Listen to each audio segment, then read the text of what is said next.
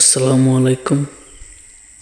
আজকে আপনাদেরকে আমি দেখাবো যে আমাদের গ্রামের প্রকৃতির সবুজ মনোরম দৃশ্য। আসলে ভাই, গ্রামের মানুষ কিন্তু প্রতিনিয়ত আমরা যারা আছি গ্রামের মানুষ, আমরা এই প্রকৃতির সবুজ মনোরম দৃশ্যটা দেখতে পাই। আর যারা শহরে আছেন তারা কিন্তু এই প্রকৃতির সুন্দর মনোমুগ্ধকর পরিবেশটা আপনারা দেখতে পারেন না।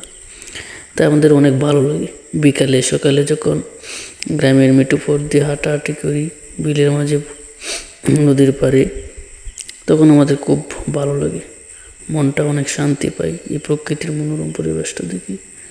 চারদিকে সবুজ আর সবুজ, সবুজ এগিয়ে গেছে সব, বন জঙ্গল, ক্ষেত, নদী নালা সব কিছুই দেখেন আপনারা।